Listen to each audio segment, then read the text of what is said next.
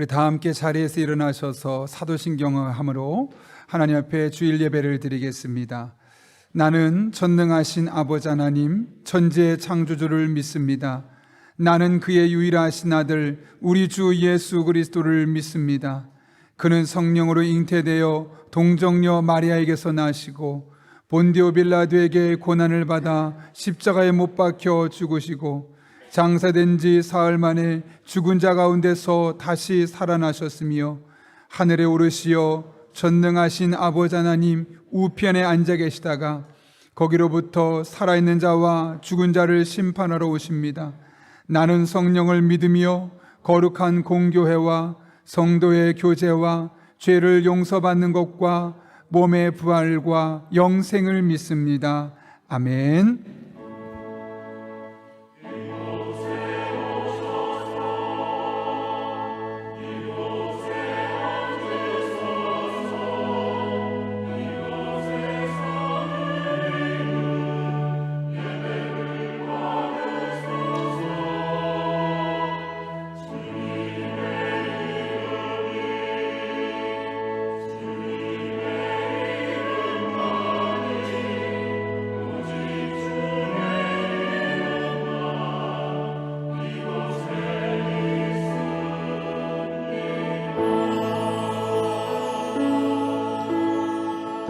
우리 예배를 받기에 합당하신 주님을 경배하며 나아갑시다. 하늘의 문을 여소서,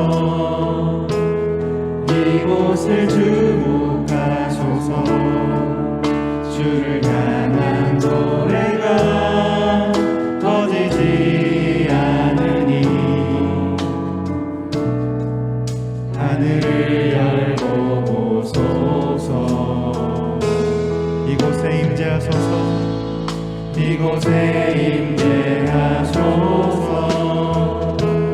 주님을 기다립니다.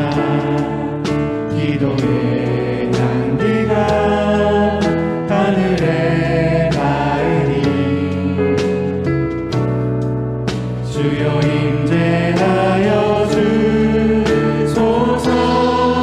이곳에 오셔서 이곳에 오셔서 이곳에 앉으소서. 이곳에서 드리는 예배를 받으소서. 주님의 이름이 주님의 이름만이 오직 주의 이름만 이곳에 있으니 이곳에 오셔서 이곳에 오셔서 이곳에 앉으소서. 이곳에서 드리는 예배를 받으소서. 주님의 이름이 주님의 이름만이 오직 주의 이름만 이곳에 있으니 오직 주의 이름만 오직 주의 이름만 이곳에 있으니 오직 주의 이름만 오직 주의 이름만 이곳에 있습니다. 아멘. 다 함께 자리에 앉으셔서 우리의 찬양의 이유 되시는, 찬양의 목적 되시는 하나님의 이름을 기쁨으로 찬양하겠습니다.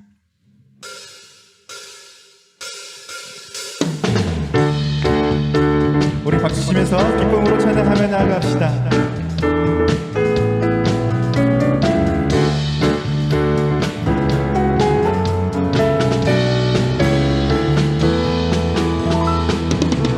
우리의 구원자 되신 주님의 이름을 찬양하며 나아갑니다. 하늘 위에 주님밖에, 하늘 위에 주님밖에 내가 사모할 자 이 세상에 없네. 내 맘과 힘은 믿을 수 없네. 오직 한 가지 그 진리를 믿네. 주는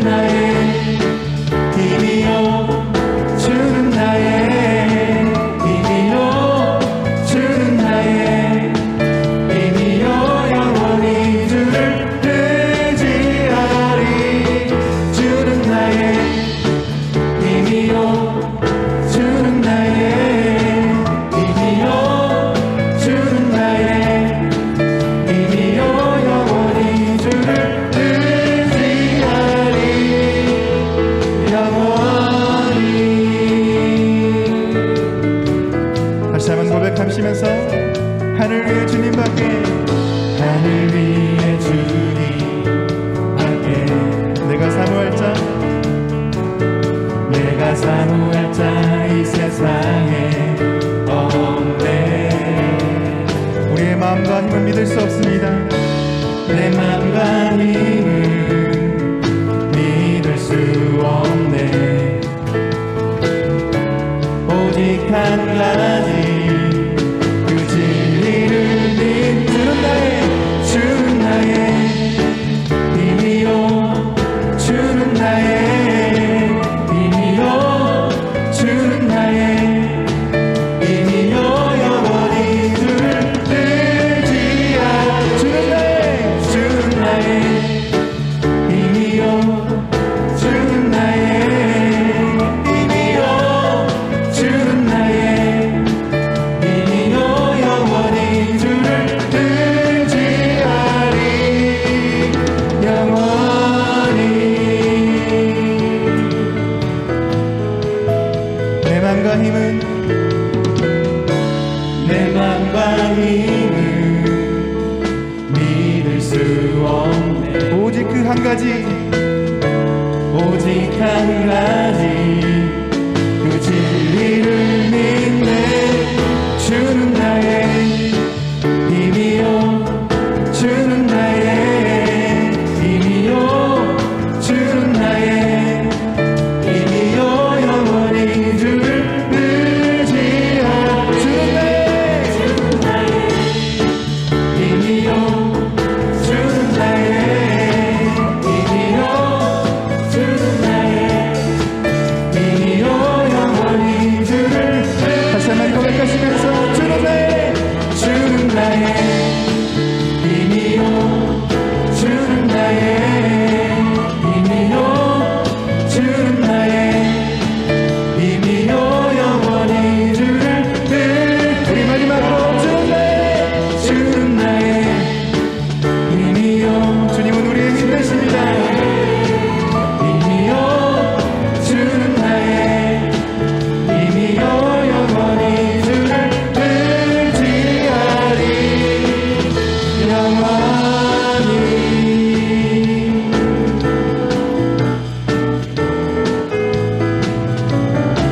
우리의 힘 되신 주님의 이름을 찬양하며 나아갑니다.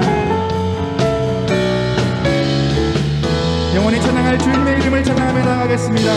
할렐루야. 우리의 영원한 주님이십니다.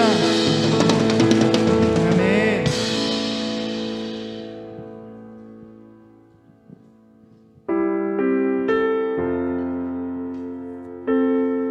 우리의 삶을 인도하시고 우리의 인생 가운데 길을 내시는 주님의 이름을 찬양하며 나아갑시다. 주 예수 주 예수 이곳에 계셔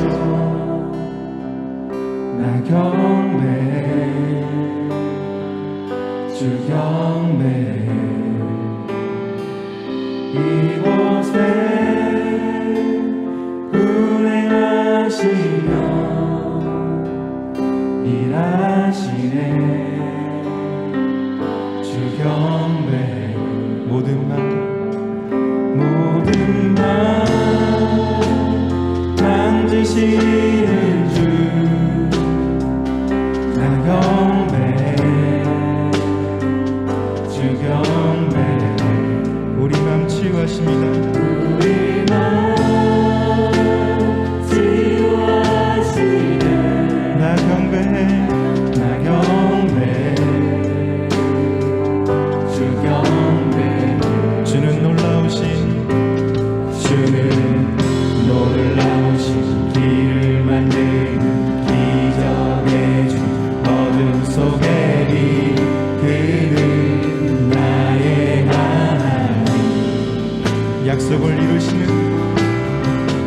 약속을 이루시는 그 기적의 주 어둠 속에 빛 그는 나의 하나님 모든 삶 돌이키시네 모든 삶 돌이키시네 나 경배 주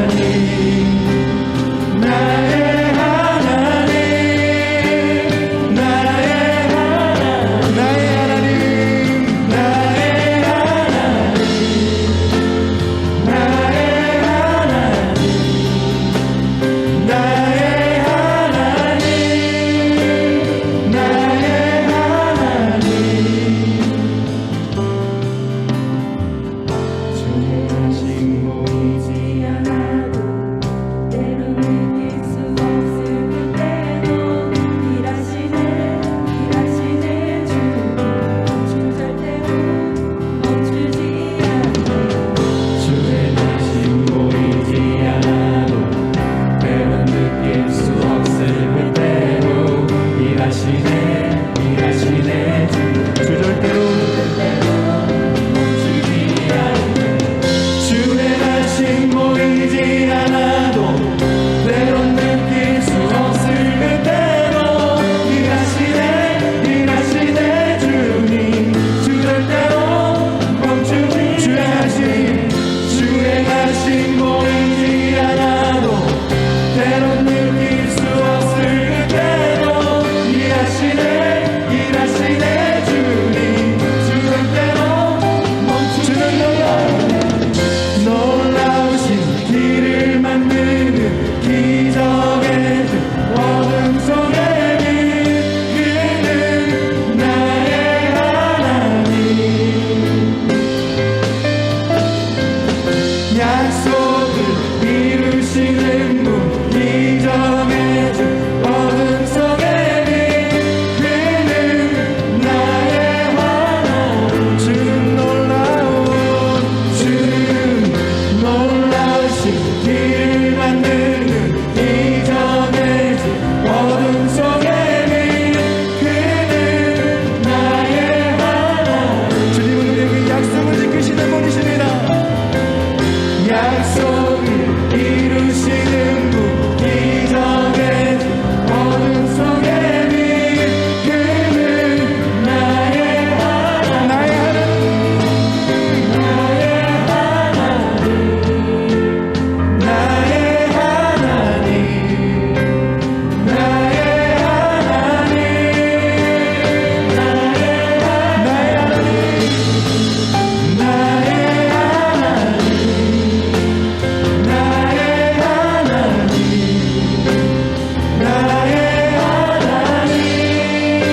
나의 하나님 주 예수 이곳에 계셔 나 경배해 주 경배해 이곳에 운행하시며 일하시네 주 경배해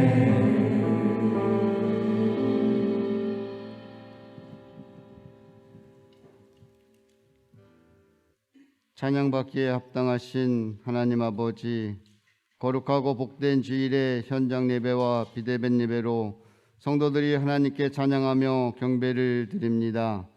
이 시간 마음을 다하여 신령과 진정으로 드리는 우리의 예배를 받아주시고 영광 홀로 받아주시옵소서. 우리 교회를 사랑하시는 하나님 아버지, 지금까지 교회를 축복하여 주시고 사랑해 주신 은혜에 감사를 드립니다. 내년에도 우리 교회가 합심하여 목표와 계획들을 가꾸고 발전시키는 교회가 되도록 인도하여 주시옵소서.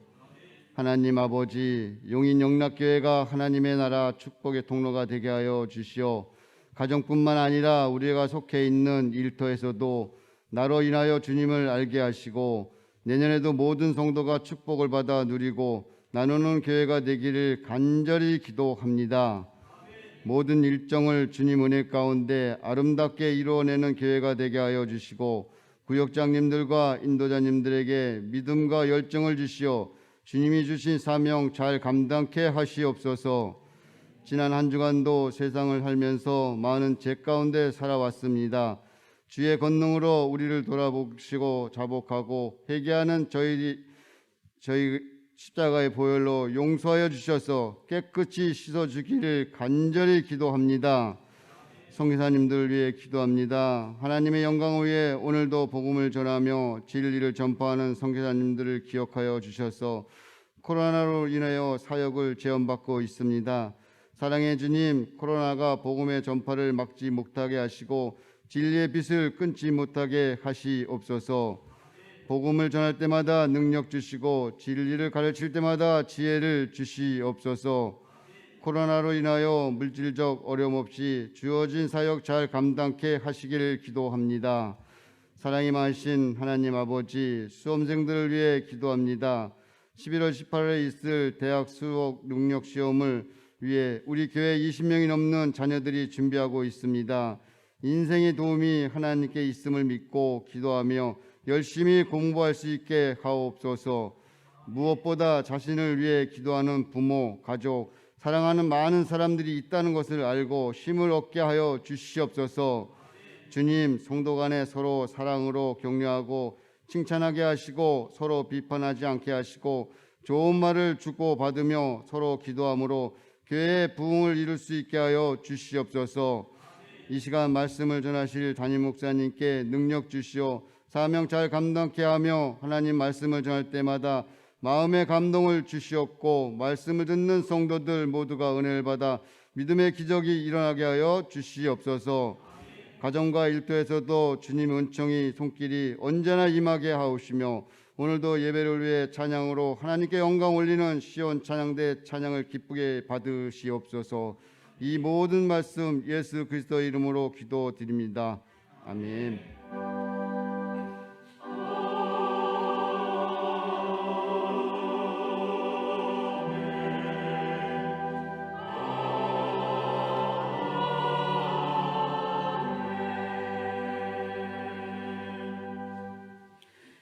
오늘 우리에게 주시는 하나님의 말씀은 마태복음 5장 27절에서 29절까지의 말씀입니다. 마태복음 5장 27절에서 29절 신약성경 6쪽에 있습니다. 하나님의 말씀을 봉독하겠습니다. 또 간음하지 말라 하였다는 것을 너희가 들었으나 나는 너희에게 이르노니 음욕을 품고 여자를 보는 자마다 마음에 이미 간음하였느니라. 만일 내 오른 눈이 너로 실족하게 하거든 빼어내버리라. 내 백체 중 하나가 없어지고 온 몸이 지옥에 던져지지 않는 것이 유익하며. 이것은 하나님의 말씀입니다.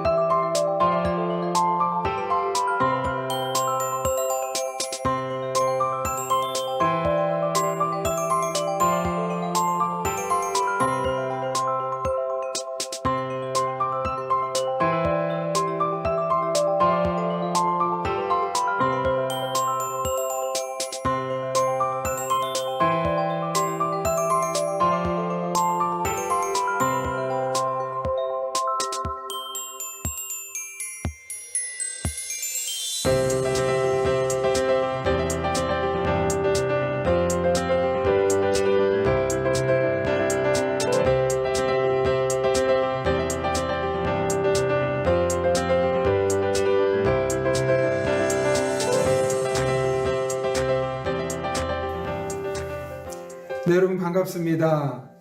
정말 오랜만이네요. 우리가 코로나만 아니면 벌써 얼굴을 맞대고 대화할 수 있었을 텐데 코로나로 인해서 짧게는 몇 개월, 길게는 1년이 넘게 못 뵌 분도 있습니다. 이제 위드 코로나로 전환되었습니다. 함께 모일 수 있는 날이, 함께 음성을 듣고 또 얼굴을 대면할 수 있는 날이 다가오고 있는데요. 특별히 교회에서는 이번 추수감사주일을 총출석 주일로 정했습니다. 그래서 그동안 오지 못했던 분들 다 오십시오. 오셔서 사랑도 나누고 은혜도 나누고 마음도 나누고 그렇게 또 교회에서 준비한 자그마한 선물도 받고, 그래서 그동안 누리지 못했던 교회 안에서의 영적인 교제가 이번 추수감사절을 통해서 풍성하게 여러분 한 분 한 분에게 경험될 수 있기를 간절히 소원합니다. 여러분 꼭 오세요. 반갑습니다. 기대할게요.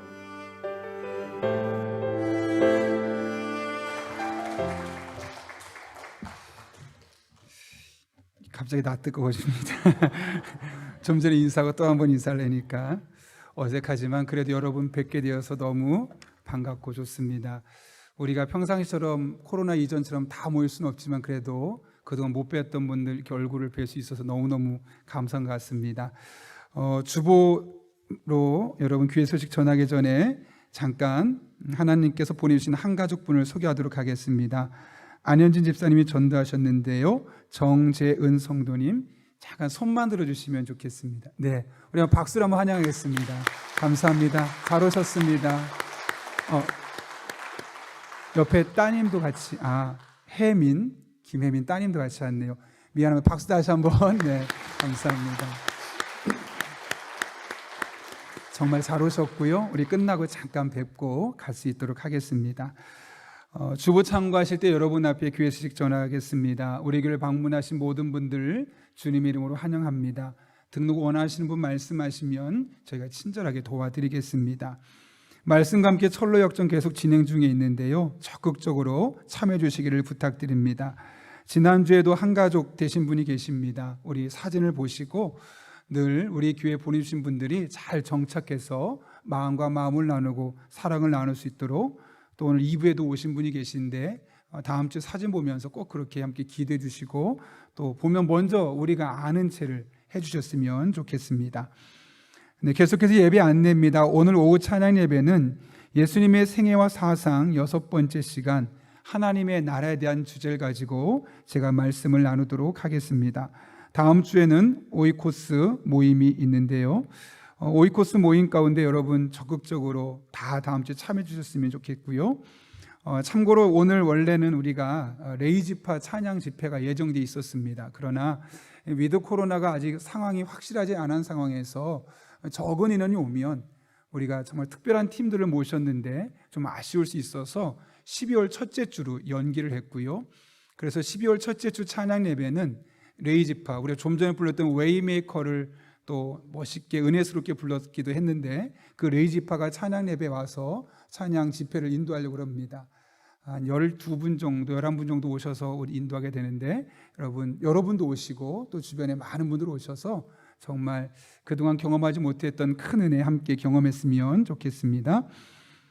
추수감사주일은 5월 출석 주일로 하고 있고요. 여러분에게 아마 이렇게 한 장씩 나눠드렸을 텐데 안에 보시면 10가지 감사 꼭 써보세요. 그러면 그동안 미처 생각하지 못했던 감사가 떠오르게 될 겁니다. 뒤에는 제가 그냥 제 마음을 담아서 초대장을 써봤습니다. 그래서 이번 추수감사주일에는 그동안 못 나오셨던 분들 다 오실 수 있도록 해주셨으면 좋겠고요. 그래서 함께 교제하고 또 사랑을 나눌 수 있었으면 좋겠습니다. 2022년 사역 지원서가 이렇게 여러분 앞에 나갔는데요. 보시고 앞에 보시면 각각 위원회와 부서가 무슨 일을 언제 어떻게 하는지가 설명해 되어 있습니다. 코로나로 인해서 지난 2년 동안 우리가 봉사를 제대로 할 수 없었습니다. 물론 교사나 예배부나 세가족부나 몇몇 부서들은 활발하게 움직일 수 있었죠. 또 사회봉사위원회 같은 경우도, 장례위원회도. 그런데 몇몇 부서들은 좀 움직이기 힘들었던 상황이 있었습니다. 그래서 내년에는 우리가 하나님께서 나에게만 주신 힘이 있고 능력이 있고 지혜가 있는데 그것을 가지고 교회를 즐겁게 섬겼으면 좋겠습니다. 그래서 교회만 오셨다 가는 것이 아니라 봉사 부서에서 다른 사람 만나서 대화하고 또 함께 기도하고 그렇게 다양한 사랑의 공동체를 이뤄갔으면 좋겠는데, 이거 꼭 내용 살펴보시고 맨 뒷면에 보시면 성함과 연락처 그리고 본인이 사역하는 부서 1인당 최대한 3개까지, 그 이상은 하시면 안 되고요. 그러나 무조건 하나 이상은 여러분이 꼭 신청해 주셔서 함께 우리가 소모임이 또 교회를 잘 섬길 수 있었으면 좋겠습니다. 수험생을 위한 기도가 계속 진행되고 있습니다. 18일 날 목요일 날이 수학 능력 시험이 있는데요.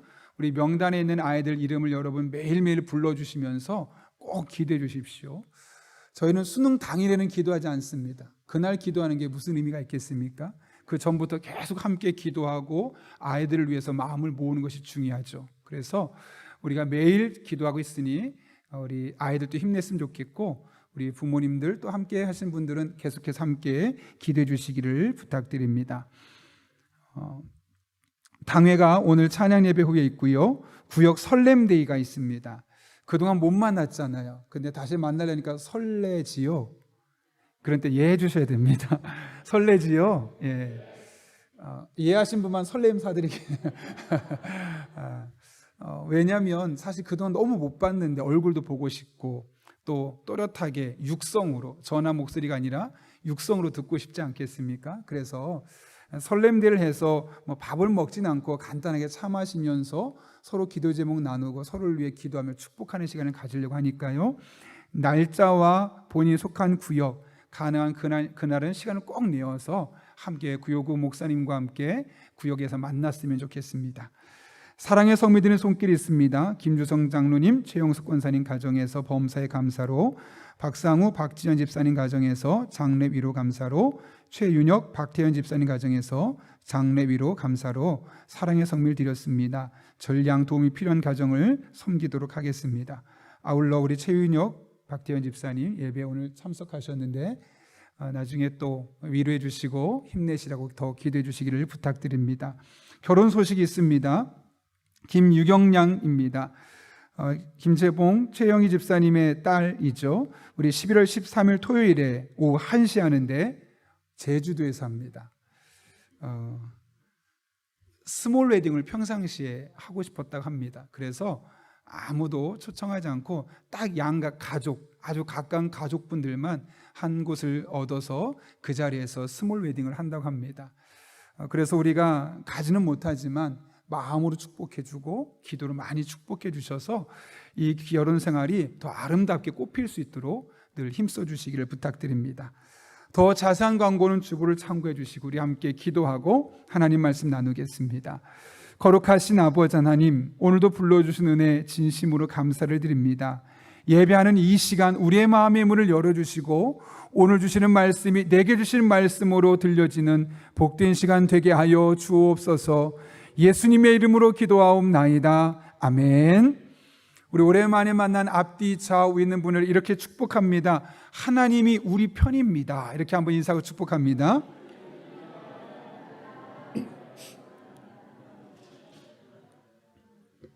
예, 감사합니다. 예전에 제가 우리 교회가 한 3년 전만 해도 봄이 되면 꼭 체육대회를 했었거든요.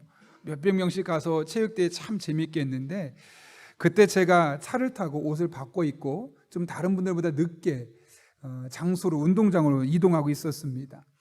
가는 길에 권사님 한 분이 손에 뭔가 들고 걸어가고 계신데 힘들어 보이셔서 권사님 그렇게 가지 마시고 조금만 기다리면 뒤에 버스 오니까 버스 타고 가세요 라고 했는데 권사님께서 잘못 들으신 것 같습니다.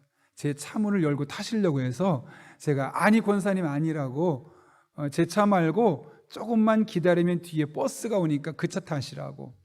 근데 오해하실 만한 것이 저는 운전석에서 이야기했고 권사님은 조수석 바깥쪽이다 보니까 소리가 제대로 안 들리게 되었던 것이죠. 그래서 그런 오해가 있었습니다. 그래서 권사님을 뒤로 하고 혼자 차를 타고 가는데 마음이 내내 무겁습니다. 근데 사실 그렇게 했던 이유가 있습니다.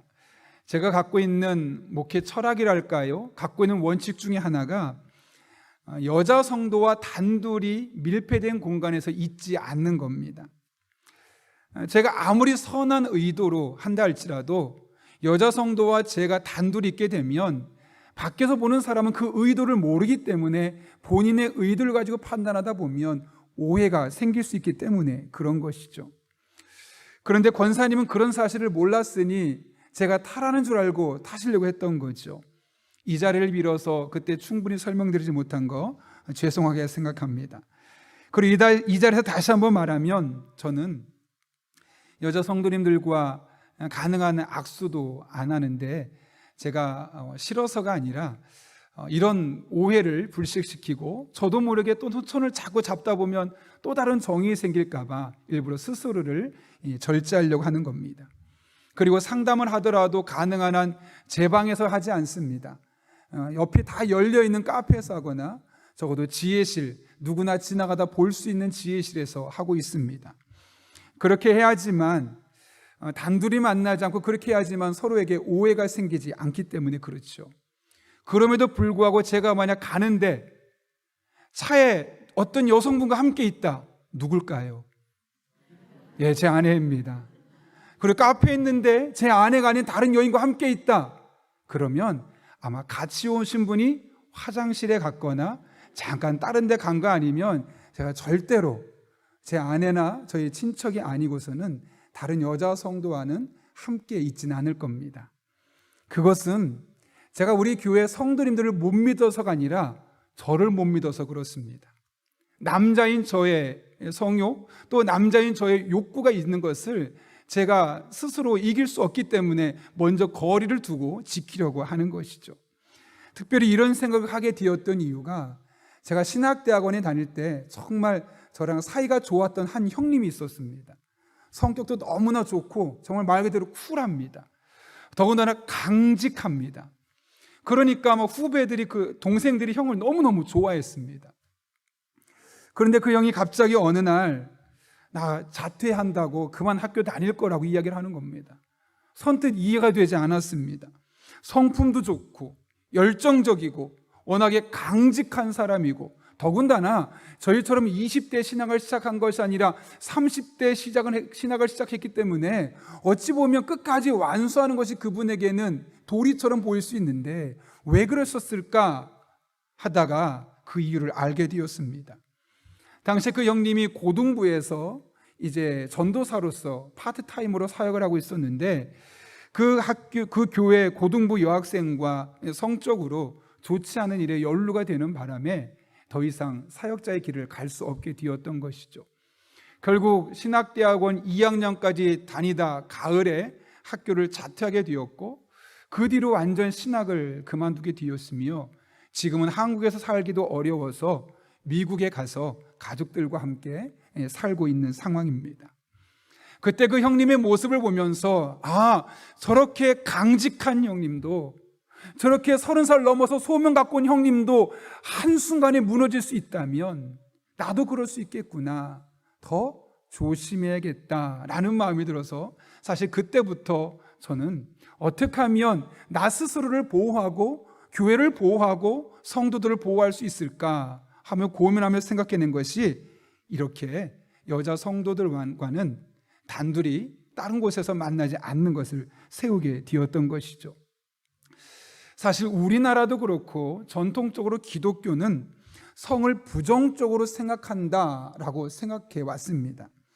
그래서 그런지 성도들 사이에서도 왠지 성적인 이야기가 오고 가려고 하면 왠지 낯뜨겁고 해서는 안 될 것처럼 이야기가 되고, 또 목회자 같은 경우도 교회에서 성에 대해서, 부부의 성에 대해서 설교하는 것을 거의 여러분이 들어보신 일이 없었을 겁니다.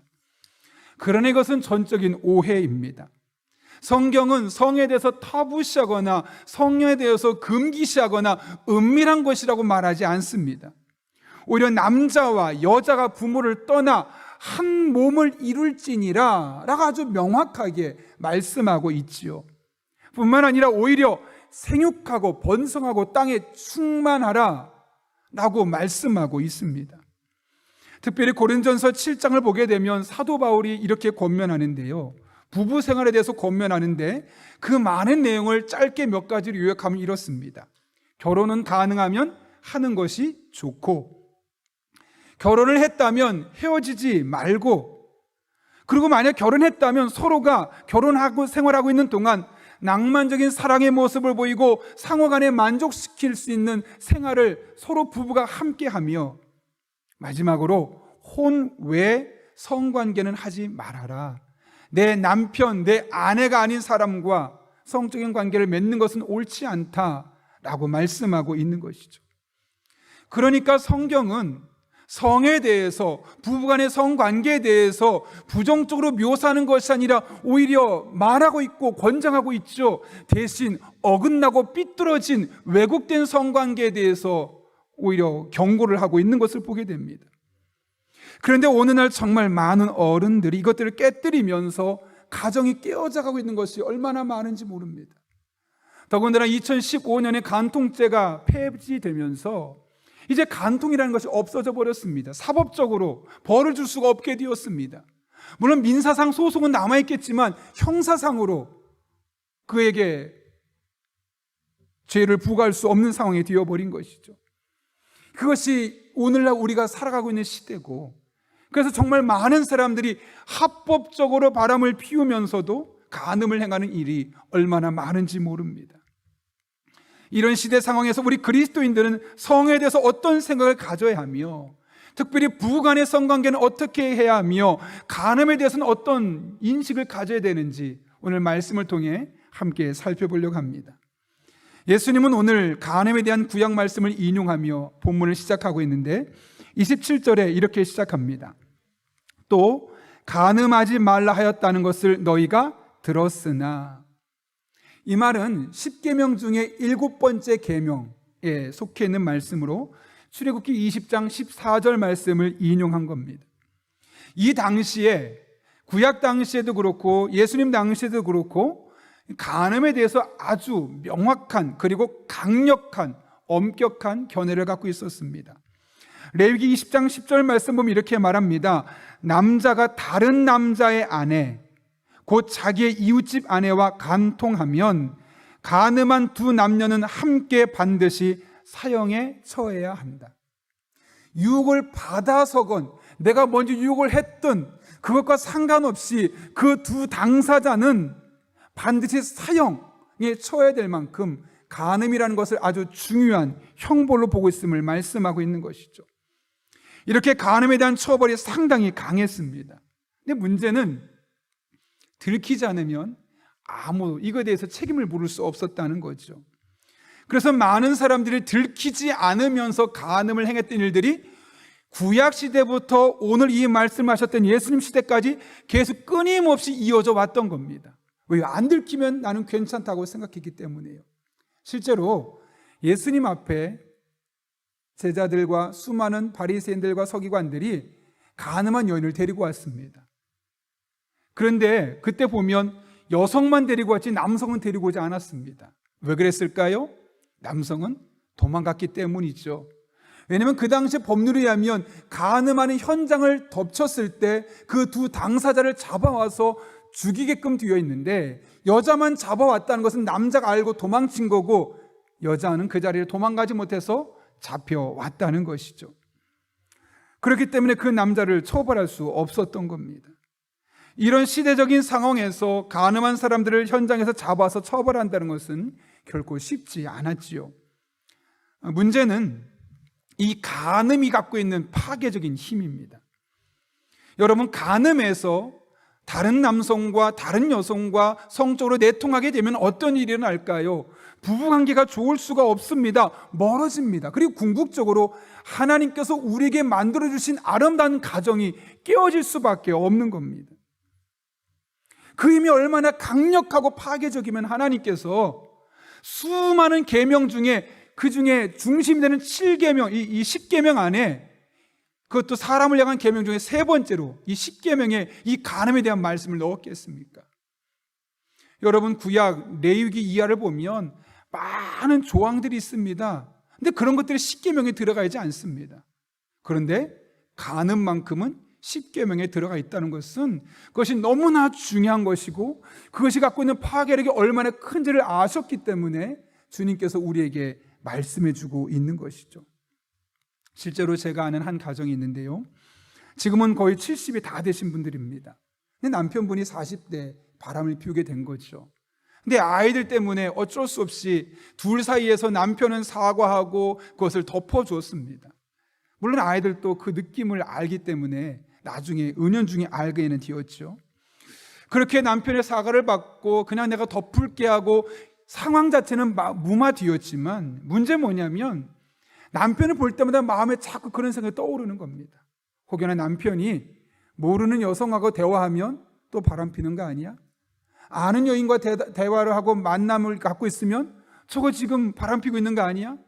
자꾸 그런 마음이 들다 보니까 이 아내와 남편의 사이가 서로 멀어질 수밖에 없었고 평생을 쇼윈도 부부, 겉으로 보기에는 부부인데 사실상 부부의 정은 하나도 없는 형식적인 부부의 관계를 유지할 수밖에 없었던 것이죠. 또 다른 사례도 하나 있습니다. 그 가정 같은 경우는 이 바람을 피우고 나서 결국 두 가정이 갈라서게 되었습니다. 그렇게 갈라서게 되었는데 문제가 뭐냐면 이 아내분의 마음에 원망이 있는 겁니다.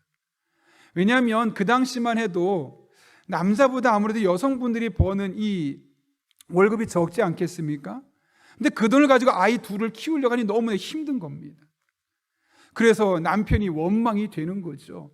그리고 나 이제 아이를 볼 때마다 그 남편 얼굴이 떠오르니까 마음이 불편해서 아이한테 제대로 해줄 수 없는 겁니다. 아이들도 아버지와 어머니가 어떻게 해서 헤어진지를 알게 되고 결국 그 가정이 결코 평안하지 않은 가운데 아이들도 결국 나중에는 심리적인 상처를 너무나 크게 받았던 것을 보게 됩니다. 여러분, 간음은 이렇게 개인의 정신을 파괴하고 하나님께서 우리에게 만들어 놓으셨던 이 아름다운 가정의 제도를 파괴하는 마치 핵폭탄과 같은 파괴력을 우리 삶에 던져주는 겁니다. 그래서 사후에 간음을 저지르고 나서 죽이든 살리든 그 처방을 내리는 것보다는 간음을 예방하는 것이 훨씬 더 중요했죠. 예수님도 이 같은 사실을 너무나 잘 알고 있었습니다. 그래서 이와 같은 상황 속에서 오늘 본문에서 간음한 사람을 어떻게 처벌할까 보다는 간음을 불러일으키는 음욕, 이 개인의 욕망에 대해서 말씀하고 계시죠. 그것이 오늘 27절과 28절 말씀인데 우리 함께 화면을 보고 같이 한번 읽겠습니다. 시작. 또 간음하지 말라 하였다는 것을 너희가 들었으나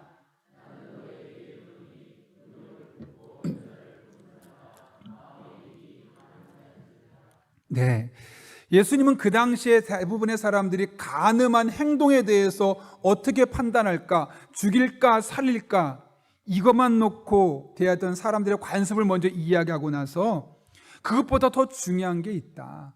간음을 불러일으키는 음욕, 이 음욕의 문제를 먼저 살펴봐야 된다라고 말씀하고 있는 것이죠. 여기서 우리가 한 가지 구별할 게 있는데요, 성욕과 음욕은 다릅니다. 물론 그 한 사람에게 나타나는 욕망이라는 측면에서는 같은 것이지만 성욕은 누구에게나 일어날 수 있는 건전한 성적인 욕망입니다. 그래서 부부관계에서 얼마든지 필요한 거고 잘 된다면 부부가 더욱더 관계가 좋아질 수 있는 것이죠. 그러나 음욕은 다릅니다. 음욕은 내 아내, 내 남편이 아니라 다른 누군가를 보고 그 마음에 음란한 마음, 성적인 욕망이 일어서는 걸 일컬어서 음욕이라고 하는데 오늘 본문에서 말하는 것은 건전한 의미의 욕구인 성욕을 말하는 것이 아니라 삐뚤어진 음욕을 말씀하고 있는 것이죠. 그러면서 뭐라고 말합니까? 이 음욕을 품는 것만으로도 죄가 된다라고 말씀하고 있는 것이죠. 왜 그럴까요, 여러분? 결국 이 세상의 모든 것이 어디에서부터 시작됩니까? 마음에서부터 시작되기 때문에 그렇습니다. 실제로 여러분의 삶을 돌아보십시오. 여러분의 행동의 이면에는 항상 여러분의 마음 먹은 것이 움직였기 때문에 그렇습니다. 누군가에게 선물을 해주고 싶고 사랑한다고 말했다는 것은 다른 말로 하면 이미 여러분의 마음속에 그 사람을 향한 사랑의 마음이 움직이고 있었던 겁니다. 누굴 보기만 해도 기분이 좋지 않고 싫습니다. 그 얘기는 뭘까요? 나 저 사람 싫어라고 내 마음속에서 이미 작동하고 있었던 것이죠. 여러분이 지금 이 자리에 앉아 있다는 것은 무엇을 의미할까요? 내가 이번 주엔 교회를 가야겠다라고 먼저 마음 먹었기 때문에 그 마음이 여러분의 행동을 이끌어냈던 것 아니겠습니까? 이처럼 모든 것은 마음에 따라서 행동이 따라오게 되어 있는 겁니다. 실제로 이에 대해 솔로몬 왕은 잠언 4장 23절에서 이렇게 말씀하죠. 모든 지킬 만한 것 중에 더욱 내 마음을 지키라. 생명의 근원이 이에서 남이니라. 모든 것이 마음에서부터 시작된다는 거죠. 사랑이든 시기든 질투든 배려든 어떤 것이든 마음에서부터 시작된다는 것을 말씀합니다. 심지어 잠언 23장 7절에서는 이렇게까지 말합니다. 무릇 그 마음의 생각이 어떠하면 그의 사람됨도 그러하니. 결국 이 사람이 어떤가 볼 수 있는 것은 그 사람의 마음을 보면 알 수 있다는 거죠. 이렇게 사람의 마음에서부터 음욕이 일어나고 그것이 결국 간음으로 일으키는 것을 아셨기 때문에 주님께서는 우리에게 말씀하시는 거죠. 그 음욕을 품는 것, 그것은 죄다. 이미 간음과 동일하다라고 말씀하고 있는 것이죠. 여러분, 그렇다면 우리가 우리 삶의 성적인 유혹들을 이겨내고 간음을 극복할 수 있는, 간음이란 죄를 이길 수 있기 위해서 우리는 어떻게 해야 하겠습니까? 예수님은 이어지는 29절과 30절 말씀에서 우리가 음욕을 품지 말아야 될 아주 강력한 두 가지 권고를 내립니다. 같이 한번 읽어보겠습니다. 시작. 만일 내 오른 눈이 너로 실족하게 하거든 빼어내버리라. 내 백체 중 하나가 없어지고 온몸이 지옥에 던져지지 않는 것이 유익하며, 또한 만일 내 오른손이 너를 실족하게 하거든 찍어내버리라. 내 백체 중 하나가 없어지고 온몸이 지옥에 던져지지 않는 것이 유익하니라. 아멘. 이게 무슨 말일까요? 내 눈이 만약 나를 음행하게 해서 간음하게 만든다면 차라리 그 눈을 빼서라도 내가 음행하지 않는 것이 훨씬 되게 유익하다는 것. 내 손과 발이 나로 하여금 음행하게 만든다면 그 손과 발을 잘라서라도 음행하지 않게 만드는 것이 내게 유익하다는 것을 말씀하고 있는 것이죠. 실제로 눈을 빼라는 것이고 실제로 팔을 잘라내라는 것이 아니라 그만큼 강력하게 경고의 말씀을 하고 있는 겁니다. 네가 마음으로부터 음욕을 품기만 해도 이미 간음한 것과 같으니까 마음에서부터 컷해버려라. 마음에서부터 잘라버려라. 마음에서 행동으로 이어지지 않도록 그 중간을 끊어버려라 라고 우리에게 권면하고 있는 것이죠. 결국에는 우리의 마음을 지켜야 합니다. 우리가 마음을 지키지 못한다면 그것은 결국 행동으로 드러날 수밖에 없고, 우리도 의도하지 않은 때 간음이라는 성적인 범죄로 이어지기 때문에 그렇습니다. 그리고 그것은 마음의 거룩하게 함으로써, 우리 마음을 거룩하게 만들어감으로써 우리의 마음을 지킬 수 있는 것이죠. 그래서 하나님은 신명기 말씀에서 겉으로 드러나는 행동을 바꿔라 라고 말하지 않고 마음을 거룩하게 할 것을 말씀하십니다. 신명기 10장 16절 말씀. 그러므로 너희는 마음의 할례를 행하고, 마음의 할례를 행하고. 여러분, 할례가 무엇이죠? 할례라는 단어는 페리토메라는 단어인데 주위를 자른다는 뜻을 갖고 있습니다. 남자의 생식기의 주변을 잘라내는 것을 우리가 할례라고 생물학적으로 표현하죠. 그런데 이것을 마음의 할례라고 했습니다. 이게 무슨 말일까요? 우리 마음에 5만 가지 생각이 찾아오지 않습니까? 여러 가지 복잡한 생각이 우리를 괴롭히고 우리를 유혹하고 미혹하지 않습니까? 그 중에 쓸데없는 것들 다 잘라내고 알맹이 생각만 가져라. 근데 그 알맹이 생각이 어떤 생각이냐? 하나님을 바라보는 것, 하나님을 의지하는 것, 하나님께 내 시선을 고정시키는 것, 이것이야말로 마음의 할례라고 성경은 우리에게 말씀하고 있는 것이죠. 그렇게 되면 자연스럽게 우리는 죄로부터 멀어지게 되어 있고, 당연하게 우리는 간음에서부터 자유로울 수 있게 되는 것이죠. 최근에 제가 새벽 기도에서 하나님의 은혜, 이 하나님의 은혜를 그날만 기억하지 말고 늘 기억했으면 좋겠다. 아니, 설교 들을 때만 기억하지 말고 적어도 하루 종일 기억할 수 있으면 좋겠다라는 의미로 한번 손에 은혜라고 써보자라고 제가 새벽에 설교를 했습니다. 혹시 써보신 분 있으신가요? 제가 썼네요. 제가 썼었습니다. 근데 한 분이 저에게 카톡을 보내주셨습니다. 누군지 공개는 안 합니다. 근데 보면 은혜하고 십자가를 쓴 겁니다. 저도 그날 은혜라고 가운데 손이 좀 노랗죠? 그게 제 손입니다. 그게 썼는데 참 신기한 일이 있습니다. 은혜라고 쓰다 보니 아무래도 손을 자주 보지 않겠습니까?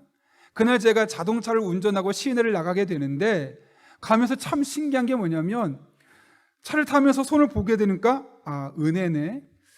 내가 이런 차를 탈 수 있다는 게 은혜구나. 또 내가 건강해서 이렇게 운전할 수 있다는 게 은혜구나. 그날 마침 아내랑 점심 먹으러 가고 있었거든요. 내가 아내랑 함께 점심을 먹을 수 있다는 게 은혜구나. 그 아내랑 음악을 들으면서 찬양의 노래 가사를 듣는데 이 곡이 다른 데와 또 다르게 다가오는 겁니다. 그래, 이게 하나님의 은혜지. 신기하게 은혜라는 단어 하나 써놓고 눈으로 보고 내 마음속에 은혜를 묵상하려 했던 순간부터 모든 것이 은혜라는 프레임으로 해석되기 시작하는 겁니다. 은혜 가운데 운전하고, 은혜 가운데 노래도 듣고, 은혜 가운데 식사할 수 있고, 아내와 이렇게 점심 먹을 수 있다는 것이 은혜고, 그 전날도 같이 밥 먹었는데 전혀 그날은 은혜가 없었는데 오늘은 모든 게 은혜라는 관점에서 해석되기 시작하는 겁니다. 그런데 그 은혜가 몇 시간 못 갔습니다. 가운데 손에 보시면 지워졌습니다. 오후가 되니까 손이 지워지더라고요. 저한테 보내주신 분도 첫 번째가 아침에, 오른쪽에 있는 것이 오후에 보내준 거거든요. 지워지는 거예요. 저분도 시장에 가면서 계속 은혜를 묵상하려고 했다고 하더라고요. 저도 이게 지워지고 나니까 순간 까먹는 거예요. 그래서 그냥 일에 몰두하게 되고 정신없이 살게 되고 은혜라는 단어를 순간적으로 망각하게 되더라고요. 참 신기한 게 이런 것 같습니다. 내 시선을 어디에 고정시키고 내 마음을 어디에 포커스를 맞추냐에 따라서 내 인생을 바라보는 눈이 달라집니다. 은혜를 보기 시작하면 모든 것이 은혜 관점으로 해석되기 시작하는 거죠. 그런데 여러분, 하나님을, 우리의 마음의 할례를 내서 오늘도 하나님을 생각하고 하나님을 묵상하고 하나님과 동행하는 삶을 살기 위해서 매일 고민하고 믿음으로 살려고 노력한다면 어떤 일이 일어나겠습니까? 하나님의 눈으로 보게 되겠죠. 하나님의 관점으로 해석하게 되겠죠. 그러면 어떤 일이 생길까요? 내 마음에 음욕이 일어나는데, 원치 않는, 좋지 않은 성적인 욕망이 일어나는데 하나님의 눈으로 보기 시작하면 그것을 억누러야죠. 그 마음 버려야죠. 결국 간음으로 이어지는 것이 아니라 마음에서부터 끊어버릴 수 있는 그런 놀라운 은혜가 우리들의 삶 가운데 나타날 수밖에 없는 것이죠. 마음의 할례를 하라는 것이 바로 이런 겁니다. 그날 늘 하나님을 생각하고 늘 하나님의 뜻을 분별하려고 하고 늘 성령 충만한 가운데 하나님께서 기뻐하는 삶을 살려고 노력하는 것, 이것이 바로 마음의 할례를 행하는 것입니다.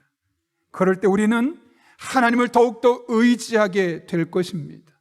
또한 우리 안에 수많은 욕망들이 삐짓고 일어나올 때 그것을 억누르고 끊어버리고 하나님의 눈으로 올바르게 이 세상을 볼 수 있게 될 것입니다.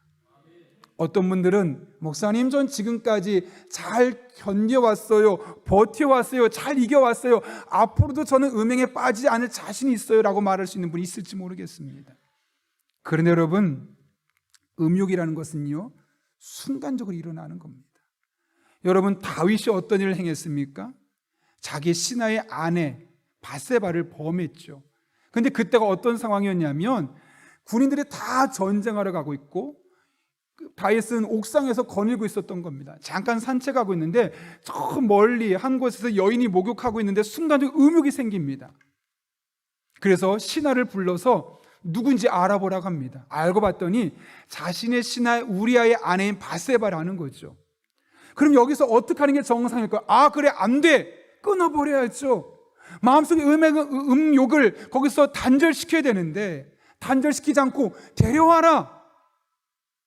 그리고 그날 밤 하지 말아야 할 일을 하지 않았습니까? 그리고 결국 우리아까지 죽이게 되는 일을 그가 하게 되었던 것이죠.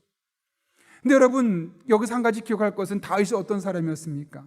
평소에 늘 하나님께 기도하고 하나님의 뜻을 묻고 성령 충만하고 하나님밖에 없습니다라고 살았던 사람입니다.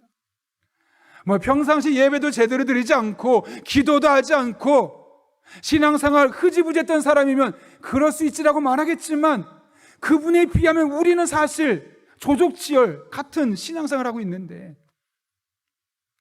그런 다윗조차도 마음의 할례가 없어지는 순간, 한순간에 음욕이 일어서고 그 음욕을 절제하지 못하니까 그날 밤 하지 말아야 될 행동을 하게 되었던 겁니다. 우리도 마찬가지입니다. 늘 마음을 할례해서 하나님을 바라보고 내 중심에 하나님을 놓지 않으면 우리 또한 무너질 수 있습니다. 목사도 예외는 아닙니다. 그러므로 여러분, 늘 하나님 앞에 우리가 마음의 할례를 행함으로 음욕을 이겨내고 여러분의 마음을 지켜내고, 무엇보다 하나님께서 여러분 한 분 한 분에게 허락하신 아름다운 가정을 지켜내는 여러분 한 분 한 분 될 수 있기를 예수님의 이름으로 축원합니다. 함께 기도하겠습니다. 이 시간 기도할 때 우리 한 1분 정도지만 하나님 앞에 정말 기도하면 좋겠습니다. 행동을 바꾸려고 하면 안 됩니다. 여성을 돌처럼 보겠다, 음행하는 자리에 가지 않겠다, 의도치 않게 가야 하는 상황이 생깁니다. 마음을 지켜야 합니다. 마음의 할례가 있어야 합니다. 하나님 앞에 기도합니다. 하나님, 오늘도 하나님 바라보게 하시고 내일도 하루 종일 하나님 바라보게 하시고 일주일의 매일매일의 삶 가운데 마음의 할례를 행함으로 하나님만 바라보고 하나님만 의지할 수 있는, 그래서 마음에서부터 쓸모없는 생각들을 다 끊어버리고 하나님의 눈으로 해석하고 하나님의 눈으로 우리의 일상을 볼 수 있게 해달라고, 그렇게 우리에게 은혜 베풀어 주시고 우리의 마음을 지켜주시고 우리의 가정을 지켜달라고 이 시간 한 1분 정도지만 하나님의 도우심을 구하며 간절한 마음을 함께 기도하겠습니다. 거룩하신 아버지 하나님, 오늘 우리를 주님 전에 불러주신 은혜 진심으로 감사를 드립니다. 우리가 평상시에 듣지 않았던 설교지만 오늘 예수님의 말씀을 따라가며 함께 나누었습니다. 아버지 하나님, 우리의 마음의 할례가 되지 아니하면 음욕이 일어날 수밖에 없고, 그것은 결국 우리에게 이미 가는 것과 같은 결과가 있음을 알게 하신 아버지 하나님, 오늘 말씀을 기억합니다. 우리 마음에 음욕이 생기지 않도록 우리가 늘 마음의 할례를 행하게 하시고 마음에서부터 끊어버려서 행동으로 나쁜 욕망들이 표출되지 아니하도록 하나님 아버지 은혜를 더하여 주옵소서. 돈 때문에, 돈이라는 것 때문에 잘못된 욕망을 표현하지 않게 하시고 성욕이 잘못된 것으로 표출되지 않게 도와주시고 우리 안에 잘못되고 왜곡된 욕망들이 나타나지 아니하도록 우리의 마음을 모두어 주시고 늘 하나님 생각하고 하나님을 의지하는 가운데 마음에 할례하는 주의 즉성들 될 수 있도록 하나님 아버지 은총 더하여 주옵소서. 오늘도 그렇게 붙잡아 주시고 우리 성도들의 삶 가운데 매 순간순간 하나님의 은혜와 능력을 부어 주옵소서. 거룩하신 아버지 하나님, 우리 성도들을 붙들어 주시고 인도하여 주옵소서.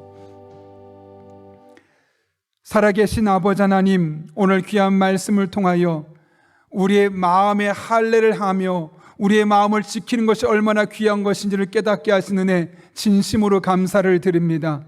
매일 하나님을 묵상하며 하나님의 눈으로 우리의 시선, 우리의 상황을 바라보는 마음의 할례를 하는 과정을 통하여서 우리 안에 시시각각 올라오는 수많은 욕구들을 하나님의 눈으로 재해석하게 하시고 쓸데없는 것은 버리게 하시고 하나님 기뻐하는 일들만 행할 수 있는 하나님의 사람들 되게 하여 주옵소서. 그렇게 우리의 영혼을 지키고 우리의 자녀들을 지키고 우리의 가정을 지킬 수 있는 주의 종들 될 수 있도록 복의 복을, 은혜 위에 은혜를 더하여 주옵소서. 예수님의 이름으로 기도하옵나이다. 아멘. 우리 이 시간 찬송가 342장 부르실 때 마지막 절에 일어서서 봉헌하시겠습니다.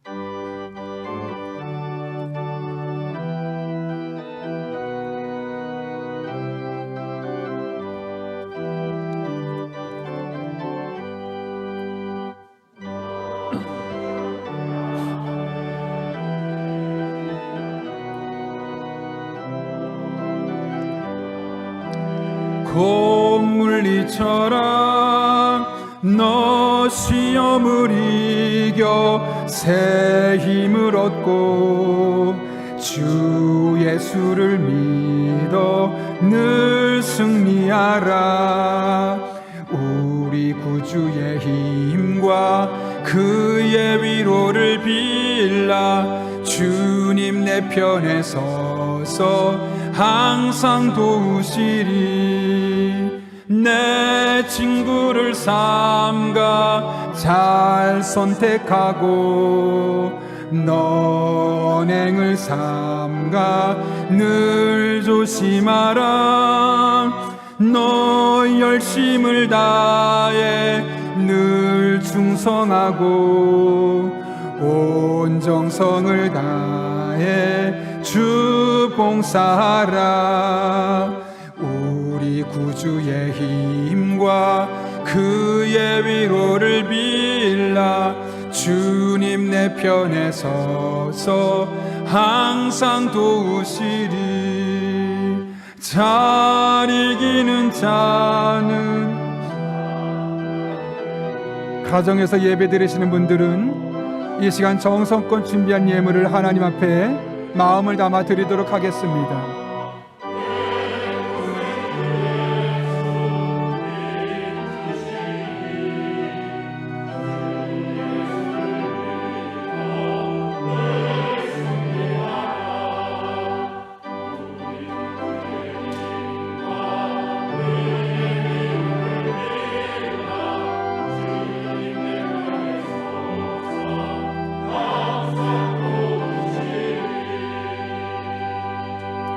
살아계신 아버지 하나님, 지난 한 주도 여러 가지 시험들이 우리를 미혹하고 유혹했지만 그 시험에 빠져서 죄 짓지 않도록 우리 편에 서서 항상 도와주시는 애 진심으로 감사를 드립니다.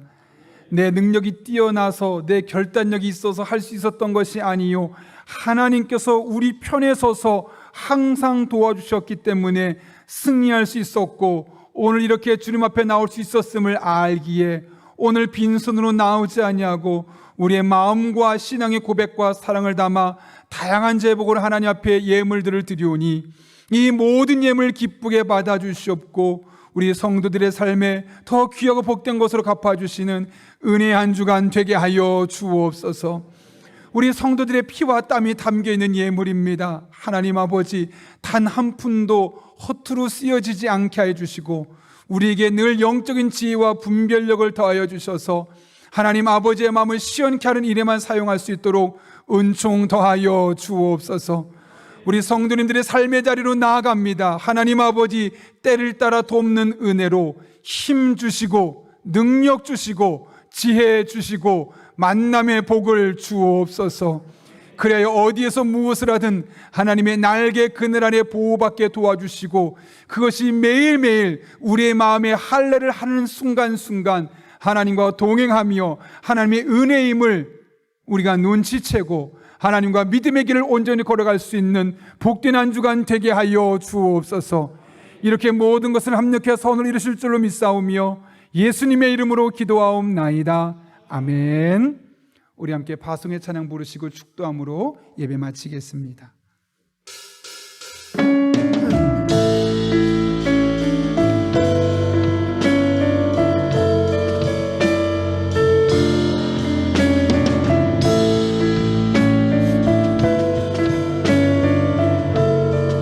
교회 되신 여러분 찬양합니다.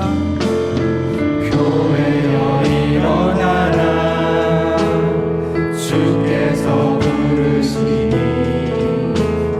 두려움과 실패 내려놓고 교회여 일어나라 믿음으로 선포하시면서 교회여 일어나라 우리가 바로 교회입니다. 주께서 보내시니 우릴 부르신 삶의 자리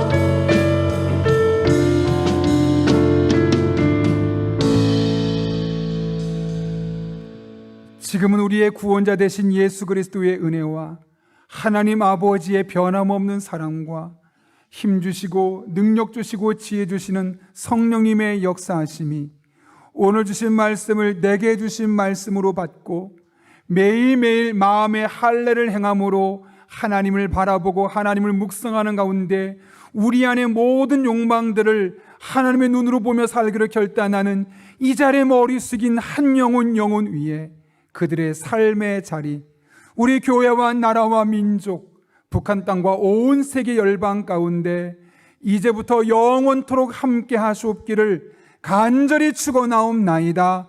아멘.